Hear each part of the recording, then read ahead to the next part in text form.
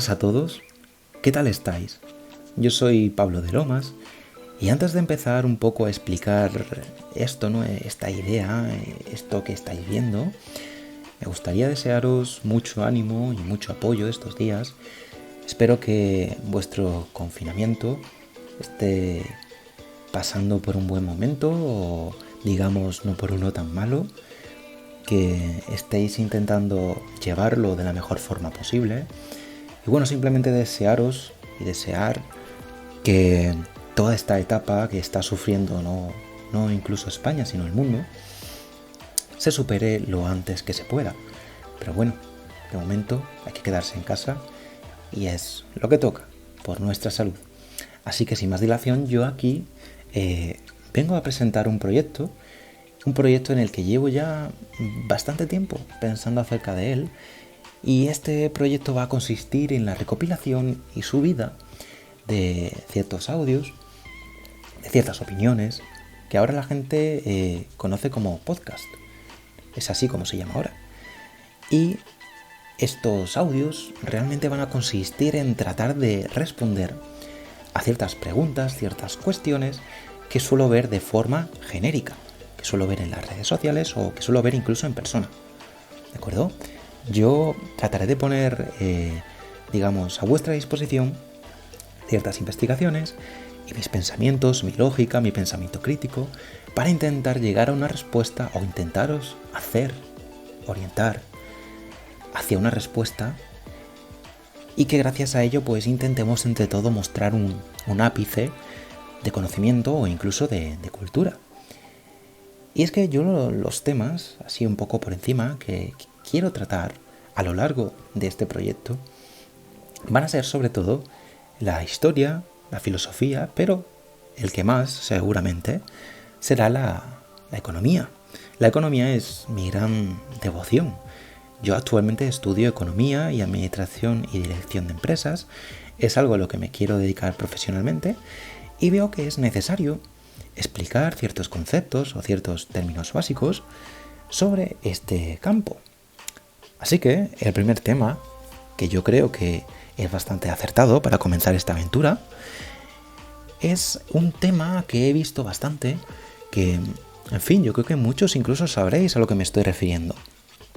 Todos hemos visto cómo en las redes sociales o incluso en la televisión hay ciertos economistas mediáticos que comienzan a opinar y a hacer pronósticos sobre la propagación del virus, incluso sobre los infectados, los fallecidos. Es algo que realmente cuando te pones a pensarlo, quizás puedes llegar a decir, bueno, pero ese conocimiento o esa técnica debería de pertenecer a la medicina o a la epidemiología, ¿no? Una ciencia que a día de hoy es la que más cotiza en bolsa. La epidemiología, digamos que vivimos de ella porque tenemos que ver cómo avanza esta enfermedad, este virus, con la intención de que podamos seguir con nuestras vidas con normalidad. Y claro, son varios los economistas como Juan Ramón Rayo o Jano García, y que de repente han pasado de la noche a la mañana a hacer, como digo, ciertos pronósticos acerca de la propagación de la enfermedad. Pues nada más lejos de la realidad, la economía y la medicina guardan ciertos aspectos en común. Tanto es así que yo quiero poner,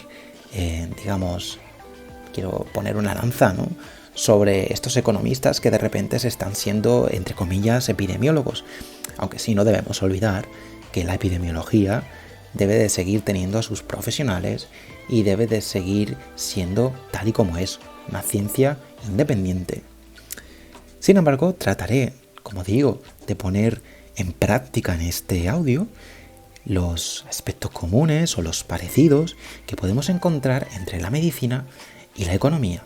Así que quédense sentados y dentro cabecera.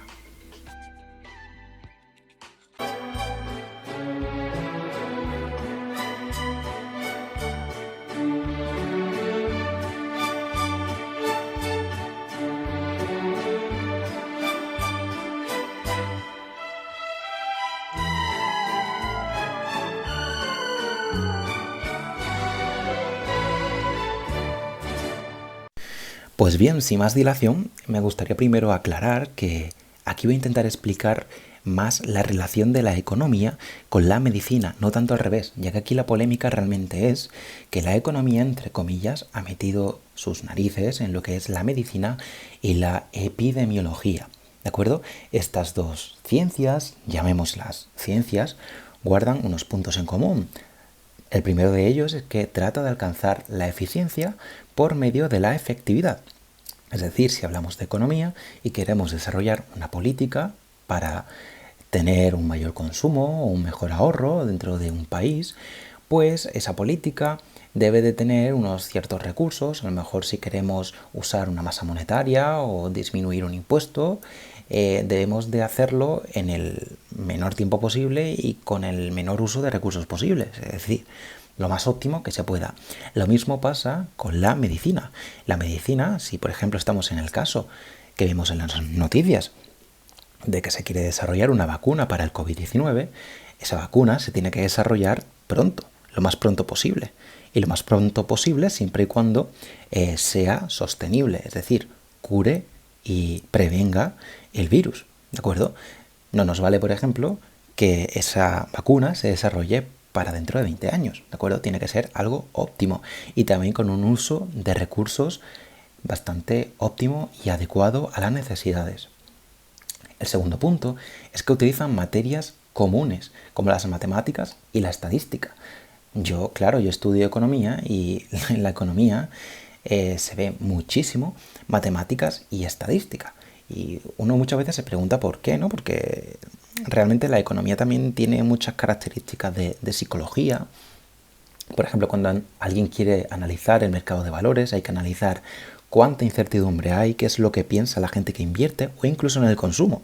Hay muchas veces que las personas consumen siendo racionales o irracionales a través de ciertas decisiones psicológicas. Todo esto que hemos visto del asalto a supermercados, eso va a dar un gran número de tesis doctorales para el consumo irracional y ya veréis que lo habrá. Pues bien, estas materias comunes, volviendo al tema de matemáticas y estadísticas, son muy vistas en la economía. Y a mí me gustaría mencionar sobre todo la gráfica exponencial. Es algo de lo que se está hablando muchísimo estos días, porque el contagio del COVID-19 sigue una función exponencial, ¿de acuerdo? Y vosotros diréis, bueno, ¿qué es una función exponencial? Pues os lo pondré en pantalla y veréis que la función exponencial tiene dos fases de crecimiento. Una donde el crecimiento es muy plano, la pendiente es muy plana, ¿de acuerdo? Y luego cuando se acerca la flecha de la derecha, la segunda, el crecimiento se vuelve totalmente incontrolable, se vuelve bastante alto, porque el crecimiento aumenta cada vez a mayor rapidez. Y esto tiene mucho que ver no solamente con la propagación de un virus, sino con la reproducción de poblaciones, ¿de acuerdo? Porque al fin y al cabo estamos hablando de que un virus se reproduce, se expande, una población se expande. Y esto lo podemos encontrar con dos ejemplos. El primer ejemplo que quiero decir es uno relacionado con conejos, una población de conejos. Es un ejemplo totalmente inventado, ¿de acuerdo? Imaginemos que soltamos dos conejos en un prado y dejamos que cada pareja que vaya habiendo de conejos, primero son dos, ¿vale? ¿De acuerdo? Dos conejos, una pareja, pero luego habrá más. Pues cada uno tenga 4 crías, ¿de acuerdo? A lo largo del tiempo veremos cómo la población de conejos va aumentando cada vez más rápido. En la primera generación hay 2, luego hay 4, luego hay 8, luego 16, 32, 64, así sucesivamente. Cada vez el crecimiento de su población es más rápido. Esto es exponencial. Y vosotros diréis, bueno, pero ¿eso en qué me afecta a mí? Y digo, bueno, es que si yo pregunto cuántos conejos habrá en la generación número 20, vosotros a lo mejor no lo podéis calcular así en un segundo. Pero ya os lo digo yo, en la generación número 20 habría más de 1 millón de conejos si el crecimiento es continuado. Y si os pregunto, ¿y si todo el ritmo sigue igual en 300 generaciones? Pues habría más conejos que átomos en todo el universo visible. ¿De acuerdo? Para que os hagáis un poco la idea. Otros diréis, bueno, pero esto solamente va en cuestión a virus, ¿no? Y demás. No, si os fijáis, el crecimiento de la población humana, recordemos que la población humana ha conseguido desarrollar anticuerpos, vacunas, ¿de acuerdo? Que es realmente un tema de medicina, está consiguiendo también que el crecimiento poblacional humano sea exponencial, y os pondré la evolución de la población mundial en pantalla, donde veréis que cada vez la población crece más rápido. Tanto es así que ya casi en 2020 somos casi 8.000 millones de habitantes en el mundo, y en 2030 seremos ya 8.500 millones de habitantes. Hay que tener mucho cuidado con la sobrepoblación, ¿de acuerdo? Es un tema que yo creo que marcará los próximos años. Y entrando un poco en la economía, porque esto es un poco medicina, ¿no? El gráfico exponencial del coronavirus y demás, voy a poneros otra gráfica muy interesante que también es exponencial y es económico, y es el progreso tecnológico. Mientras más esfuerzo ingeniero se hace, más se invierte en tecnología, más se desarrolla, el crecimiento tecnológico crece más rápido. Es decir, es un crecimiento exponencial, una función exponencial. Y eso solamente tenéis que pensar un ejemplo. ¿Cuánto se desarrolló lo que es la humanidad desde el año 2000 a.C. hasta prácticamente el 1500? Apenas nada.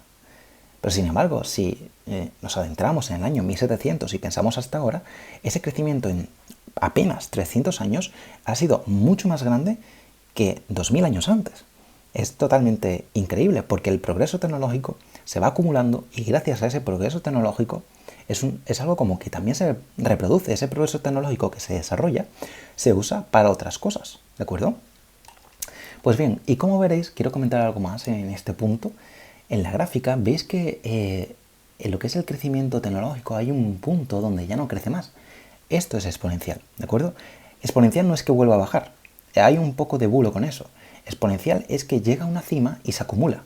Digamos que el crecimiento se vuelve nulo, ¿de acuerdo? Se vuelve una pendiente totalmente plana, digamos, horizontal, ¿de acuerdo? No vuelve a bajar. Y vosotros diréis, bueno, ¿por qué no puede volver a bajar? Matemáticamente una exponencial no vuelve a bajar nunca. Pero si analizamos, por ejemplo, el caso del progreso tecnológico, pensad que el progreso tecnológico no puede ser negativo. Es decir, lo que tú ya has progresado, eso no lo pierdes. A no ser que alguien se dedique a destruir todo el progreso que ha hecho la humanidad. Es decir, que nos pongamos a destruir las fábricas, que a lo mejor caiga un meteorito y destruya la Tierra. Es decir, tendría que pasar algo muy, muy, muy extraordinario para que todo ese progreso se pierda. Es algo que no tiene lógica matemática ninguna, porque lo que tú ya has conseguido lo conservas. Lo mismo pasa con las poblaciones. Las poblaciones que ya se han reproducido, ese número se va a mantener. Tiene que pasar una pandemia o algo bastante gordo para que esa población de humanos, de conejos o lo que sea, pues se vuelva de nuevo negativo. Y lo mismo pasa con el coronavirus, es decir, si tenemos un número de contagiados, se nos habla de que la curva de contagiados tiene que bajar. Eso es totalmente mentira. La curva de contagiados nunca va a bajar. Los que ya se han contagiado no pueden volver a bajar. Es decir, se pueden curar, ¿de acuerdo? Pero, lógicamente, esas personas ya han tenido la enfermedad. Por lo tanto, si analizamos la función exponencial, esa curva se mantendrá en un punto. Cuando ya todos nos curemos y hayamos socavado el virus, esa curva se volverá totalmente plana, porque ya no hay más crecimiento, ¿de acuerdo? Ya hemos, entre comillas, ganado al virus, ¿de acuerdo? Si es verdad que si tú haces la función logarítmica a esta exponencial, ¿de acuerdo? Sí conseguirías en algún tiempo, en algún periodo, que la gráfica, entre comillas, bajara, que la pendiente fuera negativa. ¿Por qué? Porque la función logarítmica lo que te hace es medir la inversa de la exponencial, y es lo que realmente calcula la velocidad a la que va la curva exponencial. Por otra parte, ¿de acuerdo?, me gustaría hablar de otro concepto, término económico, que tiene alguna relación con la salud, y ese concepto se llama las externalidades. Y digo las porque son más de una externalidad. Hay varios tipos. Pero una externalidad, a ver, la definición formal viene a decir así: es un efecto negativo o positivo de la producción o consumo de algunos agentes sobre la producción o consumo de otros, por los cuales no se realiza ningún pago o ningún cobro. Bueno, os habréis quedado de piedra porque es que esto no hay quien lo entienda. Pero bueno, no nos vengamos muy abajo, porque como dijo un profesor mío, todo siempre se ve mejor con un ejemplo. Y el ejemplo que voy a poner es una fábrica. Supongamos que hay un agente que tiene una fábrica y ese sistema de producción emite ciertos gases contaminantes a la atmósfera y al final perjudica al resto de individuos que se encuentran en el planeta. Como sabréis, esa persona no está pagando ningún coste por contaminar la atmósfera, pero sin embargo va a acabar afectando al resto de la población y del planeta. Es decir, al resto de la población le afecta negativamente esta cosa que es externa, este efecto externo. Por eso se llama que es una externalidad negativa. Pero también puede haber externalidades positivas. Y un ejemplo de una externalidad positiva es el desarrollo de una vacuna. Porque cuando vacunamos a alguien hay que darse cuenta de que no solamente esa persona no va a tener esa enfermedad contagiosa, sino que le impedimos que transmita dicha enfermedad a otras personas. Es decir, a otras personas va a ser externamente positivo que otras personas se vacunen de una enfermedad contagiosa. Pero el tercer tipo de externalidad, de hecho, yo no lo di en la carrera, pero sí he estado buscando ciertas cosas al respecto. Este concepto se llama externalidad posicional. Vosotros diréis, ¿qué es una externalidad posicional? Pues algo, un efecto externo, que puede ser positivo o negativo según el tratamiento que tenga, según el efecto que produzca. Claro, os quedaréis un poco así diciendo, pero bueno, pon un ejemplo porque así no consigo ver ninguno. Pues lo vais a entender perfectamente. La educación. La educación generalmente, y digo generalmente, es algo positivo para la sociedad. Es decir, para que la sociedad no sea analfabeta, para que tenga cierto carácter cultural, para que pueda desarrollar ciertas cualificaciones, ciertos trabajos, ciertas tareas, es muy bueno para la sociedad. En general es una externalidad positiva. Este concepto de externalidad posicional fue introducido por Fred Hilsch, un economista, en 1976. Y fue introducido en este año porque Fred Hilsch se dio cuenta de que la educación superior en Estados Unidos estaba manteniendo y sigue manteniendo ciertas desigualdades sociales que tiene dicho país. Como sabréis, en Estados Unidos la educación superior es bastante costosa, ¿de acuerdo? Y solamente se lo pueden permitir ciertas personas que tengan un carácter de poder adquisitivo bastante alto. Es cierto que pueden dar ciertos préstamos a algunos bancos o algunas entidades de crédito o incluso el Estado para poder financiarte esa carrera, que luego tendrás que pagar al empezar a trabajar. Como problema, se han visto muchas personas endeudadas por tratar de obtener esta educación superior al salir de su carrera. Porque claro, cuando una persona sale al mercado laboral por primera vez, supongamos que tienen 25 años o 23 años, que es la edad que suelen salir las personas de media en España a trabajar, es muy difícil encontrar un trabajo que sea acorde con lo que tú has estudiado. Y más aún, que te paguen un buen salario. Seamos sinceros. Pues eso está creando que mucha gente que ha pedido préstamos para obtener esa educación superior en Estados Unidos termine endeudada. Y además no solamente eso, sino que perpetúa ciertas desigualdades sociales que hay en Estados Unidos y que siguen permaneciendo. Porque como sabréis, Estados Unidos es un país que tiene muchísimas desigualdades sociales y cada vez se está viendo de que se perpetúan más en el tiempo y se agravan, ¿de acuerdo? Entonces esto es una externalidad negativa, es algo que está permitiendo el Estado y que nadie está pagando por ello, ¿de acuerdo? Es una externalidad negativa, acaba afectando negativamente a la sociedad. Porque además, como sabréis, las personas que poseen educación superior acaban accediendo a mejores trabajos y a mejores condiciones de vida. Y es por ello por lo que está empujando a la sociedad estadounidense tanto a endeudarse como para aumentar estas desigualdades. Por último y no por menos importante, me gustaría hacer una pequeña parte introduciendo lo que son las consecuencias económicas del COVID-19. Hay alguien que ya le llama las consecuencias económicas del coronavirus, pero realmente no son las consecuencias económicas del virus, son las consecuencias económicas de un confinamiento provocado por el COVID-19. Para mí no es lo mismo, pero bueno, entre comillas, entendámonos que lo es, ¿de acuerdo?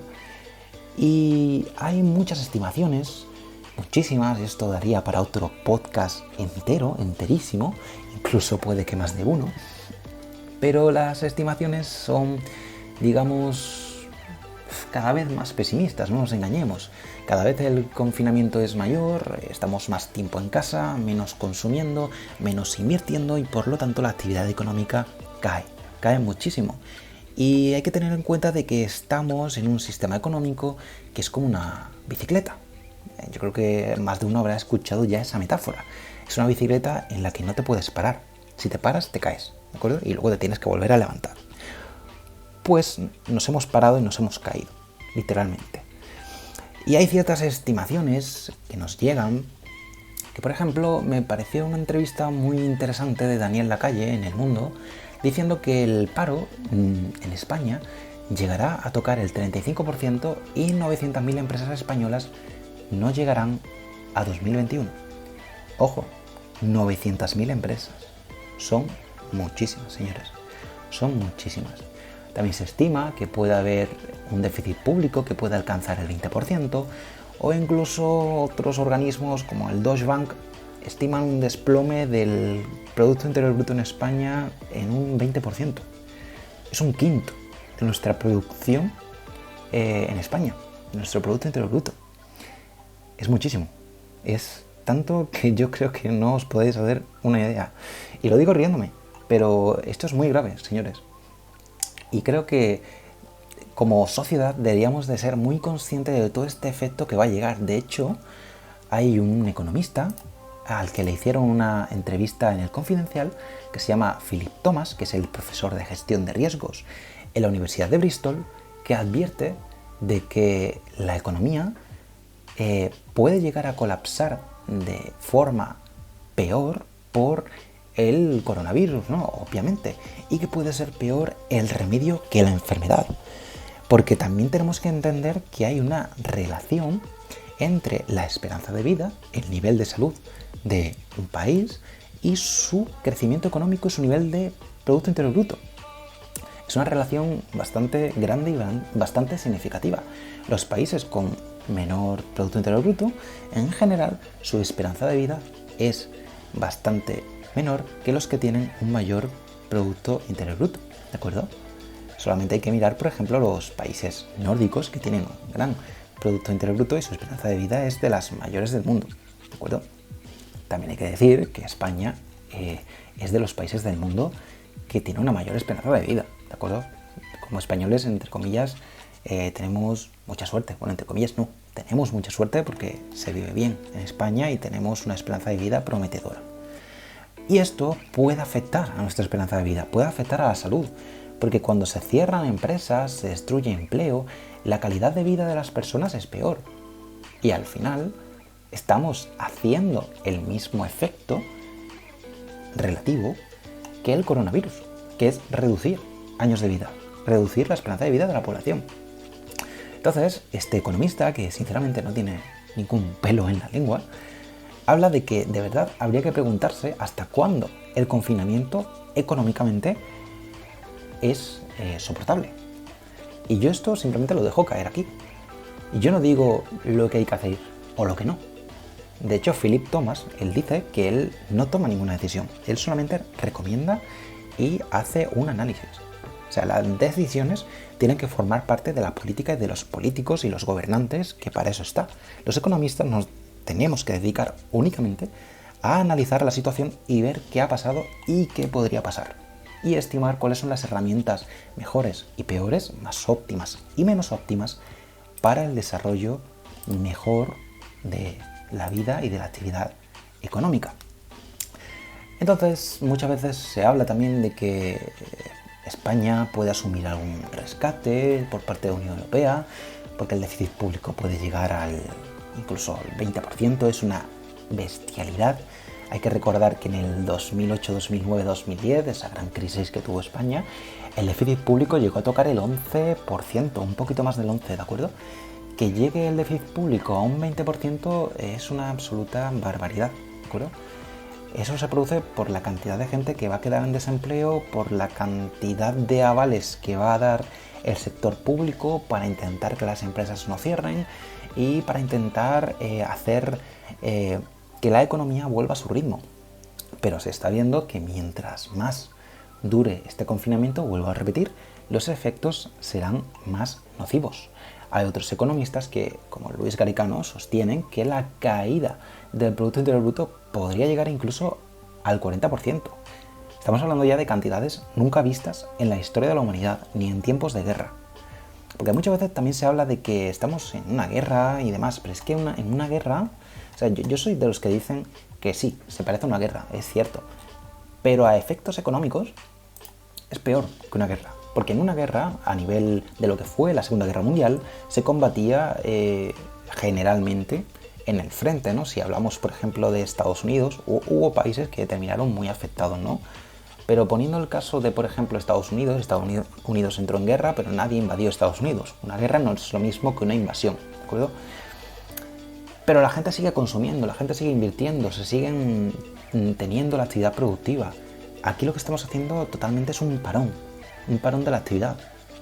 Y hay que tener en cuenta que hay ciertas actividades, ciertos sectores que tienen un ritmo de producción de bienes y servicios. Y ese ritmo va a ser muy difícil de recuperar. No digo imposible, pero sí muy difícil.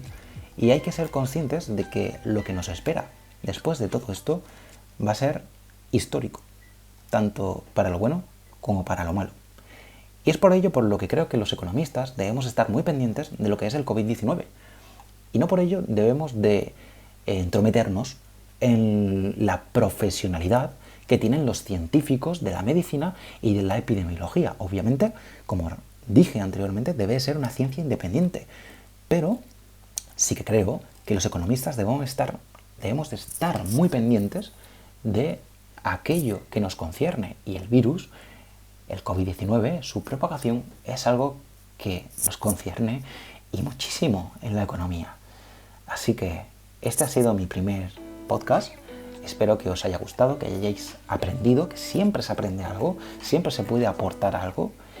Y siempre, la verdad que yo creo que tengo pensado que voy a terminar con una frase, porque yo sé mucho de frases históricas, de personajes históricos. Y hoy voy a terminar con una frase que creo que es muy acertada para este podcast. Esta frase la dijo el gran Adam Smith, considerado el padre de la economía. Veréis su foto en este podcast junto al desarrollador de la primera vacuna.